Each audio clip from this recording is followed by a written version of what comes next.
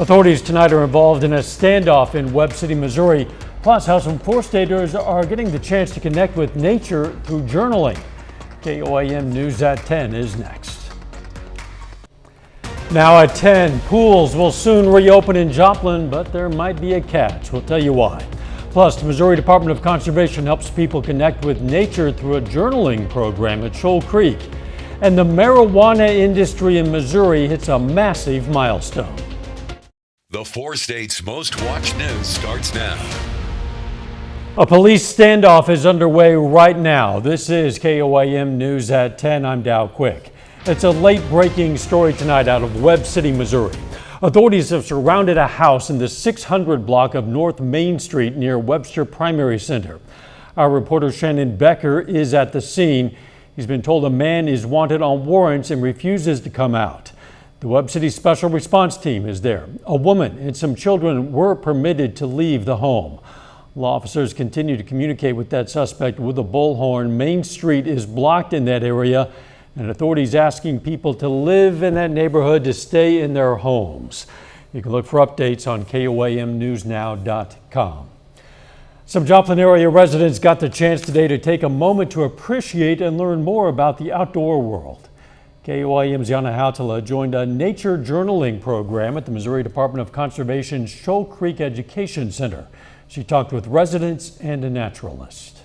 The Missouri Department of Conservation Center in Joplin provides a great spot for nature journaling. Being outdoors in general is very therapeutic. Journaling is very therapeutic. We're putting the two together, so there's a lot of people who do find good therapy in keeping a nature journal, which is one of the many benefits of keeping a nature journal. Some Joplin residents joined MDC naturalist Kenzie Tillman for her class about nature journaling, to draw and write down their observations in the nature. This is something Tillman has done for a while now. She says it's a way to express creativity and relieve stress. It's a great way to kind of start getting you outside and start taking notice of some of those little details about nature that a lot of times we overlook. Participants get to learn the basics about journaling and then head outdoors to do it themselves. My mother-in-law used to do nature journaling, and I never did anything with it when she did, so I thought it would be cool to learn now. The mother-daughter duo take a closer look at plants and flowers for their journaling exercise. I love seeing the flowers blooming, watching the animals and the wildlife, and I like working in the garden and working in dirt, and all of that just is good therapy, that good fresh air. Tillman says everybody can journal and make observations, whether it is on a nature trail or a backyard. Now I've journaled about it, I know what it looks like, I remember where I saw it, and hopefully you get to see those things again and you're like, I know what that is, because I stopped and I paid attention to it. In Joplin, Yana Hautala, KOAM News. The naturalist Tillman says if enough people are interested in the class, they could hold them more frequently. The Southeast Kansas Mental Health Center in Fort Scott is helping people focus more on self-care as we head into summer. The center hosted a Spring into Summer Self-Care Fair.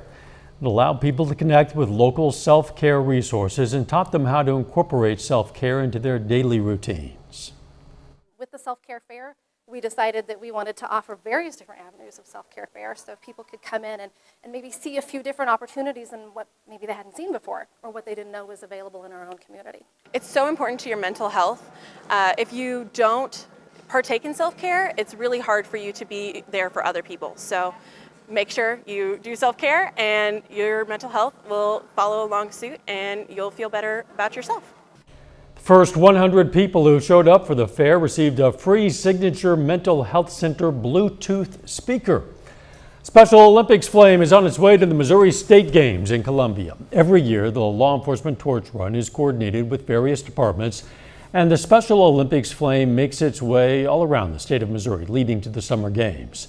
The torch run began this morning at the Joplin Police South Station near 32nd and Indiana.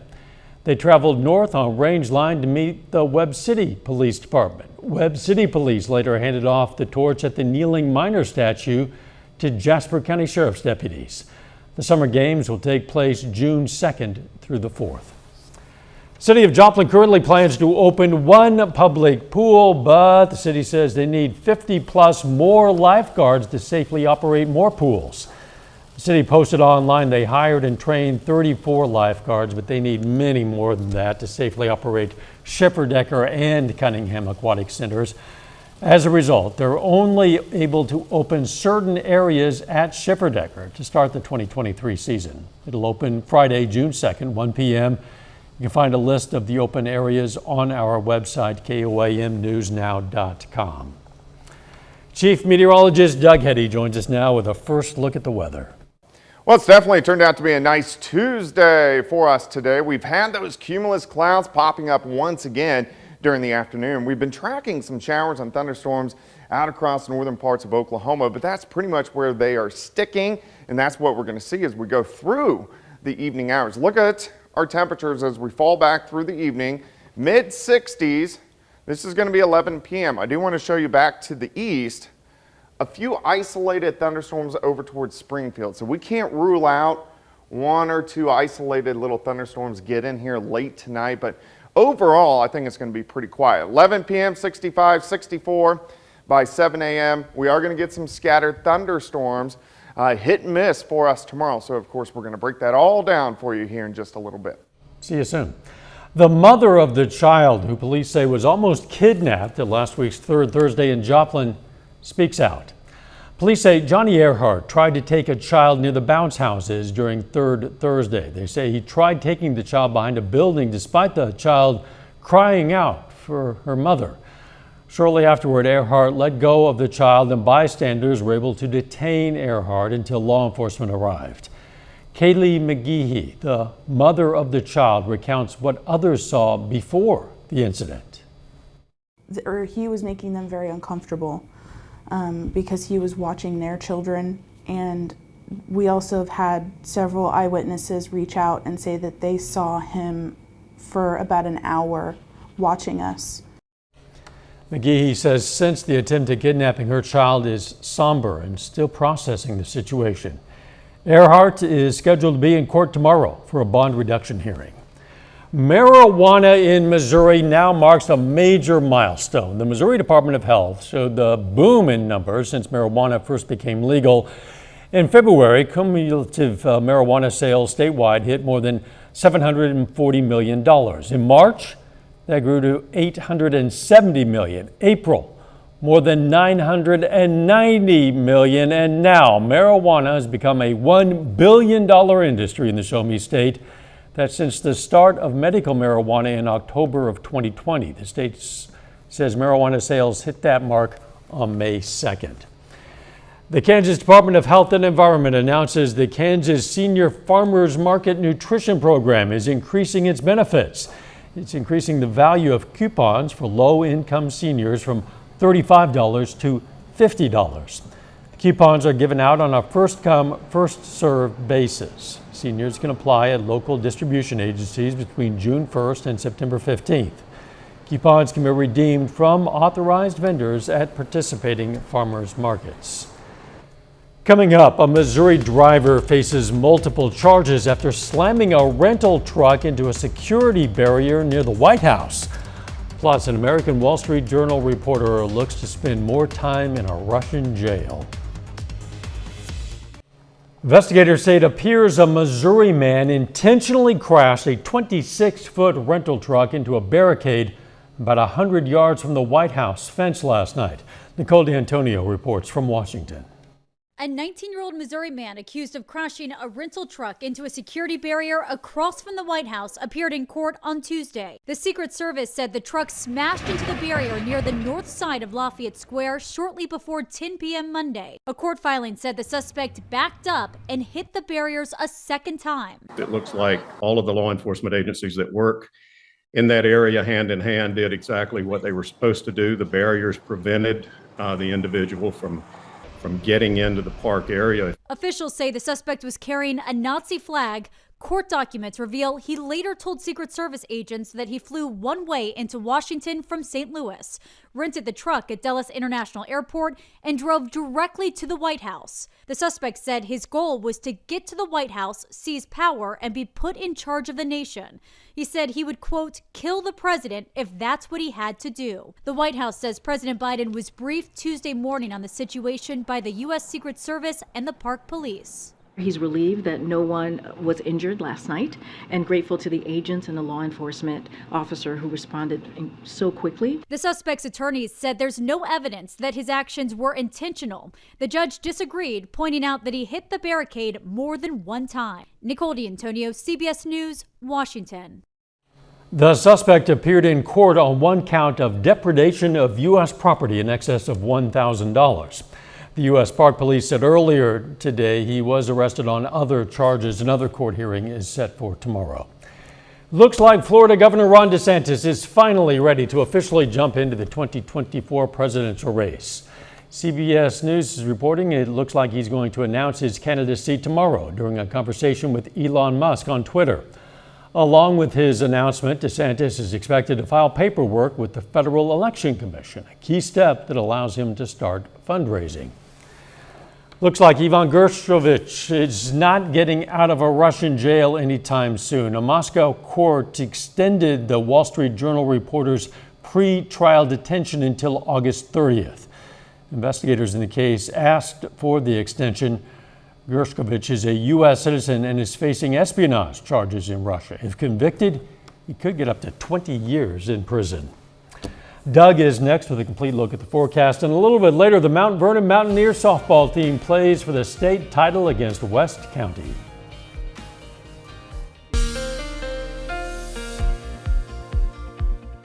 Well, it definitely turned out to be a nice Tuesday for us again today. Partly sunny skies, temperatures a little bit warmer, but also the allergies a little bit higher on a scale of 1 to 12. Today is a 9.3 out of 12. Tomorrow a little bit better just because we're going to get a few scattered thunderstorms, and that helps wash the atmosphere out just a little bit. Now, the main allergies that are affecting people right now is the grasses, the hickory, and the mulberry. So if you are an allergy sufferer, of course, these are going to stay kind of high as we go through the next few days. All right, great evening. We'll drop back to 65 by 11, 64 at 7 a.m. I think our overnight low right around 60.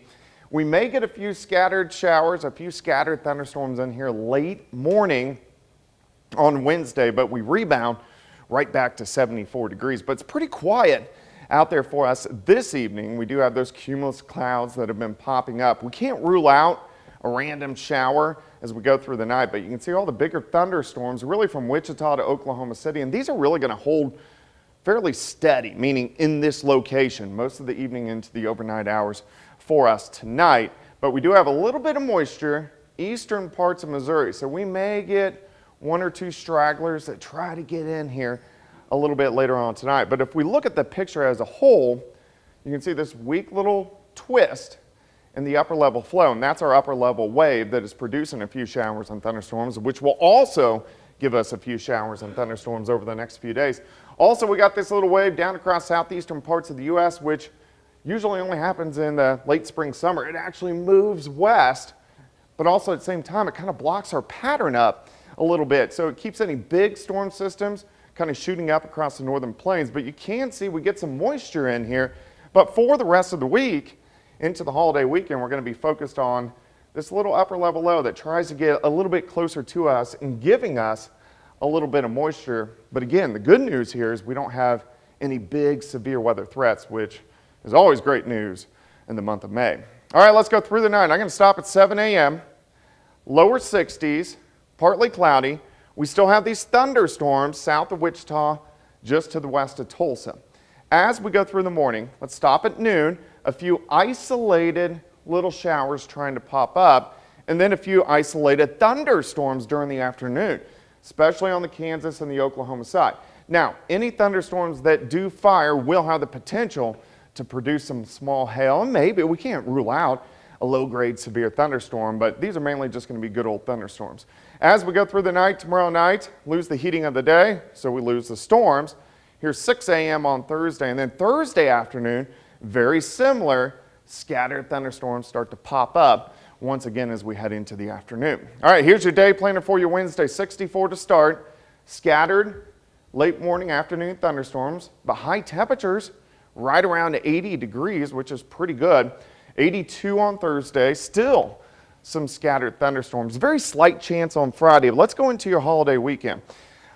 Pretty nice, 76 Saturday, 79 on Sunday. Memorial Day itself back into the 80s, and we could get some pop-up thunderstorms back in the forecast for us next week. But all in all, a pretty good forecast, and at least over the holiday weekend, mainly dry.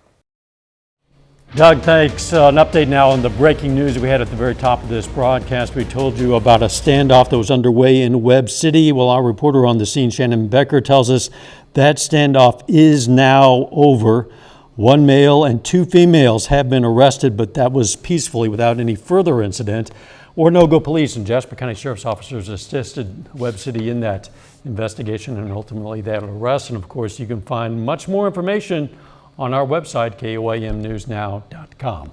Jacob here now with sports. Big day today for Mount Vernon softball. The Mountaineers play for a Class II state championship today in Springfield. We're going to have those highlights. And the Fort Scott Tigers prepare to hit the road to Salina for the 4A state tournament. We'll hear from the Tigers after this.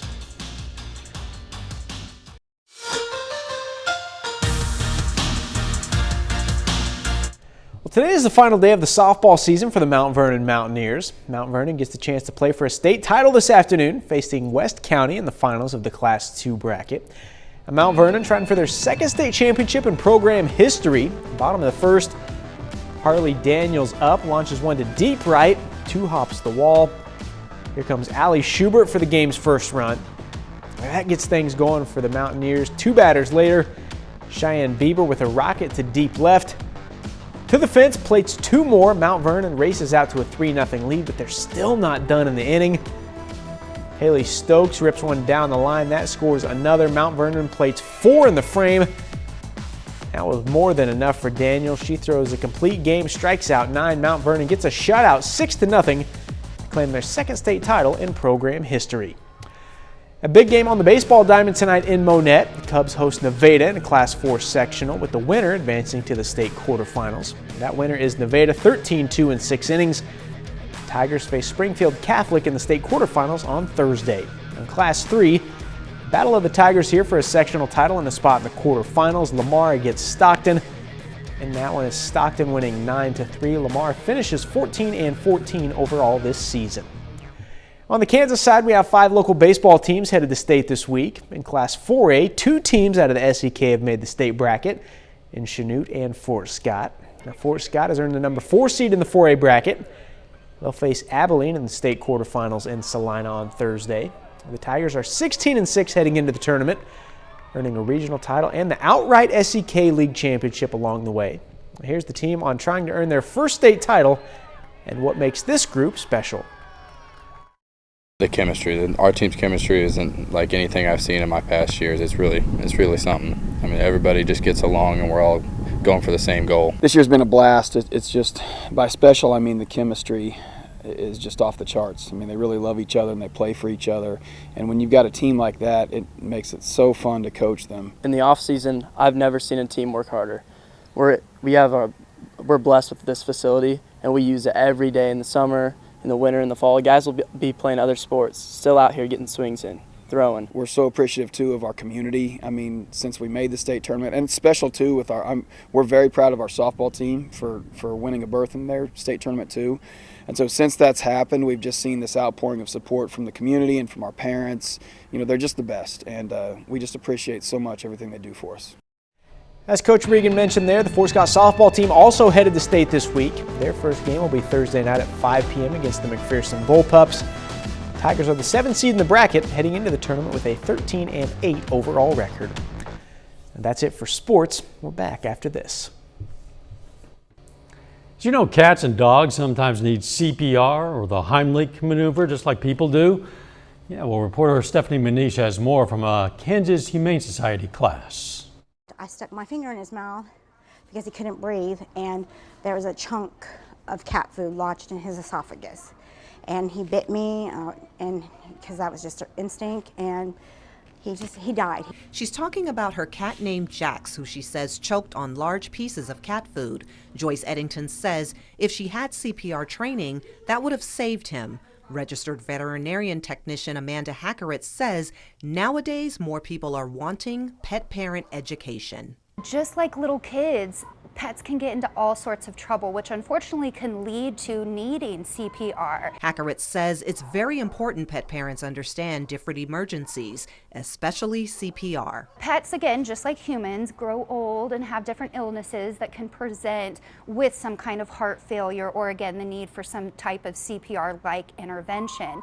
One pet parent of 5 also has a pet sitting business. She says having this knowledge is essential for her profession. If I'm going to have the responsibility of being in people's homes and being with their pets, I wanted to know that I wanted to make sure that I know how to best handle an emergency situation. Hackeritz says CPR for pets starts out just like CPR for us. You'll check specific areas on your pet's body to see if they are breathing or have a pulse. But administering CPR is slightly different. We do what we call mouth to snout in terms of the respirations. And really, if you're by yourself and your pet needs CPR, we do say focus more on the compressions. Hackeritz says if we can empower our pet parents to understand the complications and different emergencies, they can help their pets a lot quicker. Information that could be handy when you least expect it. Let's check in with Doug Hetty for a final check of the forecast.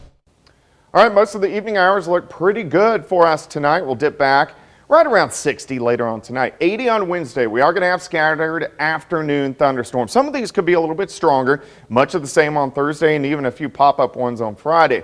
However, majority of the holiday weekend overall looking pretty good. A little bit cooler Saturday and Sunday. 80s return next week. That weekend in particular looking great. Final sports notes. Big day coming up tomorrow for the Liberal Bulldogs baseball team. They play at home in the state quarterfinals against St. Elizabeth. Well, of course, we'll have the latest from that right here tomorrow night. An exciting time for a lot of teams on the Diamonds right now. Us covering them for sure, too. That too. Don't forget the morning show starts at 5 a.m. Let's make it a great tomorrow.